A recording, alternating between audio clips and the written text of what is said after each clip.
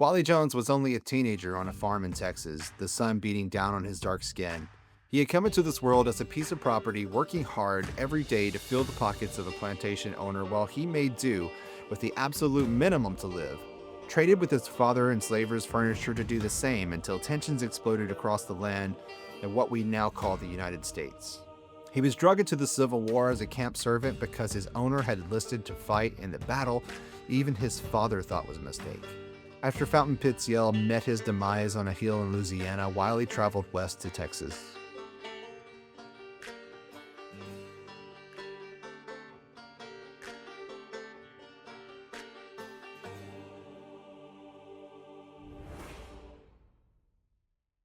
Dr. Brian Rogers is a historian and community liaison for the Mosaic Templars Cultural Center in Little Rock. There was a large number of Confederates who eventually made their way into Texas through Mexico and settling in Brazil. There were a number of Confederates who went to Mexico and to Brazil. A lot of Arkansans were among them. Civil War expert Mark Christ added to what this time was like. A great example in Arkansas is the Van Winkle up in northwest Arkansas. Peter Van Winkle, before the war, had a mill and enslaved people who had, did all the labor at his business. Well, during the war, Van Winkle fled to Texas with his slaves, which that was a common thing in Arkansas. The enslaved people were the most valuable commodity that these people owned, worth far more than their land or anything like that. So a lot of folks would run to Texas, to protect their slaves from being, to keep their slaves from being freed or going to the federal lines or whatever.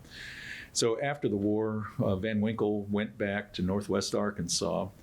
And his mill had been burned. Everything was gone. But he went back, and a large number of his formerly enslaved people went with him, and worked on the worked to rebuild. And his chief foreman was a former slave, Rock Van Winkle, who stayed there. And a lot of folks would still work at their the places where they formerly were located, because it was something they knew, and they were also getting paid for it. Though ultimately, of course, the system worked against them, and sharecropping and tenant farming and those kind of things that were kept them in a semi-servile condition in the decades following the war. Dr. Kelly Houston Jones, a very accomplished Black history expert, explains the complications of the Emancipation Proclamation. The complicated thing about the Emancipation Proclamation is that it goes into effect January 1st, 1863. And that's a time where a lot of Arkansas is still under Confederate control.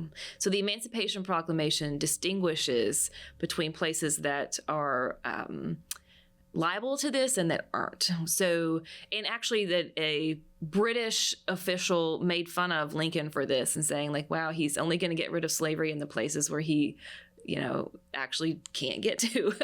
So the Emancipation Proclamation said that for all places still under Confederate control, the United States government and United States military considers those people free. And so the idea was to pull the rug out from the Confederate effort and have all of these folks, flock to Union lines to make good on that. So there's all these exceptions to the Emancipation Proclamation, and that's part of what makes it so muddy. Where, if you're on a farm or a plantation and you hear about this happening, am I in a place that's technically under Confederate control? Or, I saw some federal soldiers go by. And so people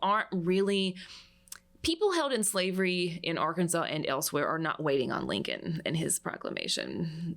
As soon as they find out that this war is happening, they know exactly what it's at stake for them. And so they are running away from farms and plantations before the Emancipation Proclamation. And that proclamation only encourages them to keep doing that. And the United States Army is fully overwhelmed by this. They're just not equipped for all the folks who run out there. So you can find, sort of a long way of saying, you can find someone fairly early declaring that they are free in Arkansas, and then you can find people who, it's not until the 13th Amendment in 1865, that they think of themselves as officially free. So it gets a little bit muddy. And it can be even within, I don't have a good Pine Bluff example, but even within a given town, somebody who's on the outskirts of town might comport themselves as a free person when they're doing trading, and then go back to that farm and kind of continue to sort of play along with that land owner about this. The example I'm thinking of is the Mecklins outside of Fayetteville. There's just weird sort of they're coming and going as they please, but they're still like eating his food and living there. And so they're just kind of enjoying this kind of gray area. So in the plantation district, and I think that probably the more helpful context for Jefferson County would be the plantation districts of Arkansas. There's just a slow trickle all through the war. And the Mississippi River existed as the easiest sort of entry point into federal control. And so the closer the plantation was to the river, the more likely it was that you could get away. So Jefferson County is overall close-ish, but not close enough, early in the war for some of these folks to get out. So the Yale family, after the war ends, decides that they want to return to Pine Bluff. So Wiley and his brothers and sister, along with the Yale family, returned to Pine Bluff. And at this point, Wiley Jones was faced with what I consider to be the first major decision that he had the opportunity to make about the direction of his life. The question that he faced was, would he settle in Pine Bluff, where his sister and her husband were living, or would he settle in Fort Smith, an area that he had spent some time with and grew fond of during his travels with Fountain Yale while he was his camp servant during the Confederacy during the Civil War. Pine Bluff, which at the time was a black Mecca. His sister was there with her husband and his brother-in-law, Ben Reed, who was a barber. So there would be work for Wiley. Ultimately, he chose to live in Pine Bluff. Dr. Najee K. Baptist is a Black history expert and is an assistant professor of political science at the University of Arkansas. I think the Civil War within itself, broadly speaking, is probably one of the most under-examined psychological phenomena, socio-political and psychological phenomena. We understand that a war happened and people were shooting guns and people died on each side, right? But, it was family member versus family members, right? And as Frederick Douglass says, what to the Negro is the 4th of July? What is independent? What were they fighting for? They were fighting for some sort of state of Stockholm syndrome. Your captives become people that you have to protect. And you don't even know because the shaping of identity, there is no self-identity. You've already been defined as a tool for whatever that person wants you to be. Your labor is exploited. Your mind is only used at their disposal. And so now they're telling you that your body, right? That's what was so sadistical about the Emancipation Proclamation. You telling me I'm free only if I'm willing to die? Why do I need you to tell me that, right? But think about conditioning, right? Psychological conditioning. Mm-hmm. This is a Pavlov's, more of a Pavlovian state where you've been conditioned for so long that when times come, it takes a major event to recondition you and re-socialize you out of that environment. It takes something major to say, I don't have to have affinity to this captive anymore. I'm no longer under your purview nor your control. You are no longer my master. You are no longer the person that tells me when to eat, when to sleep, how to think, when to function, and to fight in a war. And they had to fight for someone who you call master, who controlled your food, right? Who controlled your very whereabouts, and who controlled your mother and your siblings, and told y'all, you got to see. I'm sure he saw plenty of lynchings. He saw plenty of barbaric behavior, beating of slaves to within an inch of their life. The living conditions alone, right, should be enough. But again, Stockholm syndrome is powerful, and knowing that by law you cannot do much. There's no one to address these grievances too. And so you're like, well, I might as well fight, because maybe, hopefully, again, this is the same illusion of inclusion that happens with his father, that happens on the war. Well, maybe now it becomes the fact that no one has to create this illusion. I started creating myself. This cognitive distortion where I'm like, well, maybe they will, maybe if I help them out, they'll treat me a little bit better. Maybe if I continue to allow this, I sacrifice my life and I survive by some act of God, that they may give me a little something more, and I may get an extra piece of bread. You know what I mean? What's what I call the politics of deprivation. You deprive people of stuff for so long, they don't really have a choice, right? And then when you give them a morsel or something, because you've been kept a horse boy, or you've been kept a poor, a caregiver, et cetera, for so long, anything new come along, it's like, oh, okay, thank you. Something else. At least I ain't got to go into the stables and shovel, whatever the horses have eaten earlier that day.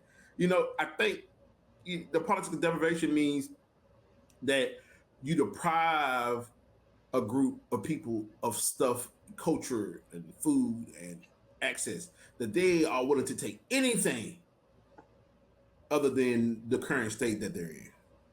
Now, this is your chance to run for freedom, and I'm gonna go on back, because you don't. It's almost like prisoners, right? If you take a butterfly and put it inside of a bottle and keep the top on after a while, or if you take an elephant and chain it to a tree, it conditions itself to the actual tug of the chain, to the point that you can take like a rope and tie it around an elephant's leg and tie it around a tree. But if that elephant ever breaks that chain, you can never put it back into that. But he didn't know, so he returns back to it because he felt the tug.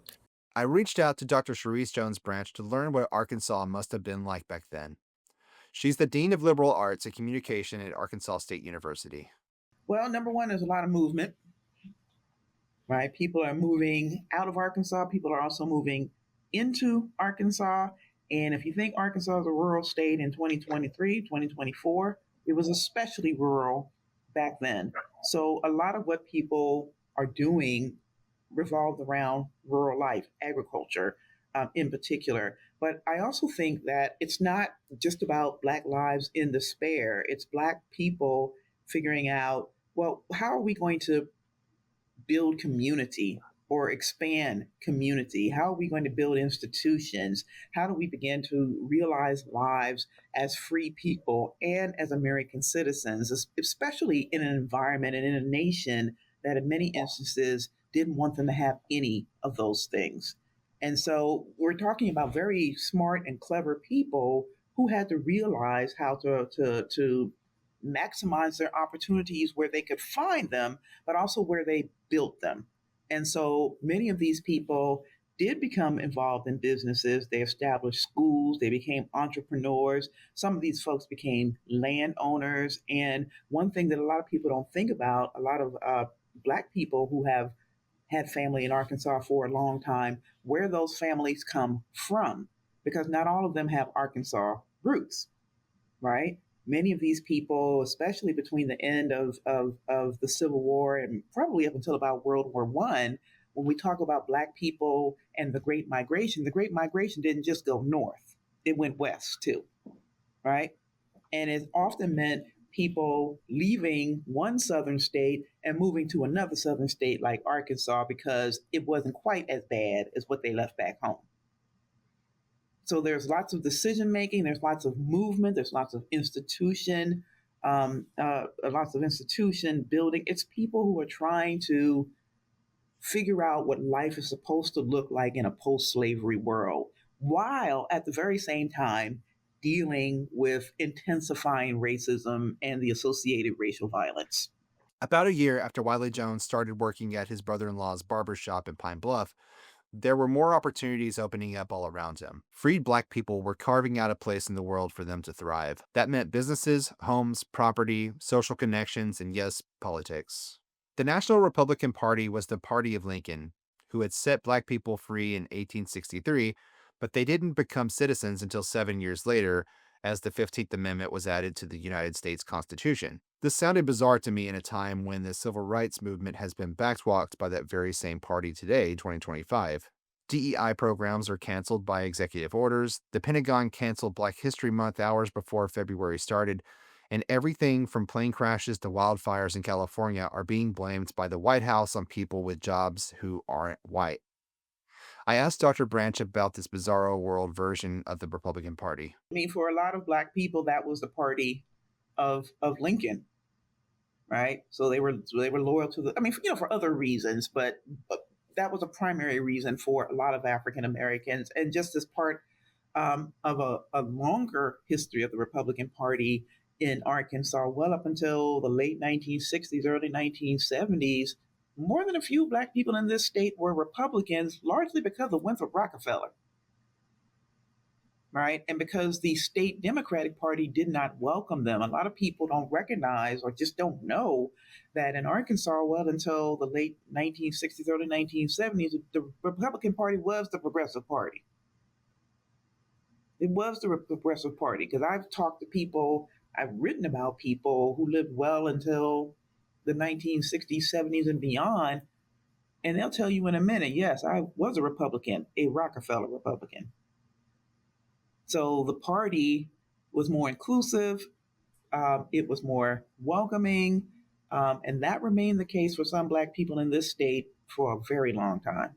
Dr. Baptist specializes in political science and has more to add. This Republican Party and this allegiance of Black people to the Republican Party was a function of, again, the conditioning and the Pavlovian response of Abraham Lincoln, because we didn't understand really what the Emancipation Proclamation really was. So this is the same way like him going to fight for his own slave master, right? And that's why Black people still had this affinity towards the Republican Party. You got to also understand that both parties are so far right at this point. And Democrats were the most far right during this time. Those Democrats, not the ones we see now. It is not the same party. Ideologically speaking, unequivocally speaking, everybody was pro-slavery. Now, if you want to say, Democrats, he was Republican, so Black people were Republicans, that just isn't true. It just isn't true. This was just the first bite of Black exploration into political space. After having complete autonomy during 1867 to 1877, when you saw 55 Black politicians elected, right? And so they're trying to regroup after this and try to get back into the political space again, because they know that this idea that only working trade, this half-truth that Du Bois critiqued Booker T. Washington on, this half-truth, that we only focus on trade. We got to have political empowerment. You got to control the political leverage. You got to, it doesn't matter how much money we make, right? The money can be taken away. The land can be taken away. The buildings can be taken. The Black millionaires that built Durham, North Carolina came from Wilmington in 1868 because they race rioted. They were millionaires down in Wilmington, and then you go up to Durham. It's the same thing in Pine Bluff, right? It's the same idea. You are having these things, but you see the walls closing in, because the more resources, the more income you're bringing in, the more the states start looking at you. Oh, that's a lot of money over there. Wait a minute, how many horses does he have now? And why, how can Pine Bluff be such a thriving enclave now compared to the capital, compared to Little Rock, compared to Fayetteville? You start to, people start looking at you when you start making too much money. Then you have to start asking yourself, how do I maintain these spaces that we created? And that's through politics, right? And that's through trying, because politics is defined as authoritative allocation of values and resources, or who gets what, who don't get what, and who gets what taken away from you, right? And so this RNC again, both Democrat and Republicans, the center is far right. All right, we're pro-slavery essentially, and kind of like, well, we don't want you in slavery, but we want you in Jim Crow. So it's not really too attractive either way. But again, it's a politics of deprivation of not even being allowed into the political system at all. And so therefore, you find some sort of avenue or leeway or entryway into it, right? And that's what RNC. It was not the party of Trump. It was not the party of the 1980s. It's not Reagan's. Those are all new mutations of the Republican Party. And again, you don't see the shift again until Kennedy. So what you're seeing from during this time is simply that the Republican Party was the only one even willing to recognize Black people as voters, period, in some sort of way, right? But Democrats end up saving the Democratic Party in the 60s and 70s, 1960s and 70s. As slavery ends in the 1865 and Reconstruction begins, the 15th Amendment is passed. Black men have the right to vote. They have political power. There were quite a few Black men who were elected throughout the South. As I mentioned, there were 95 or so Black men that served in the House of Representatives and the Senate here in Arkansas. And so the Reconstruction period could be looked at as kind of a golden age of Black entrepreneurship. It is definitely the beginnings of Black entrepreneurship. And then as you see Black codes and Jim Crow laws come into vogue, there has to be somebody providing services to Black people because they're free now, right? They want these services. They need these services. They have to be able to provide for their families. They need to shop. They need clothes. They need food. There are restaurants popping up. And so Black people are owning and operating these restaurants.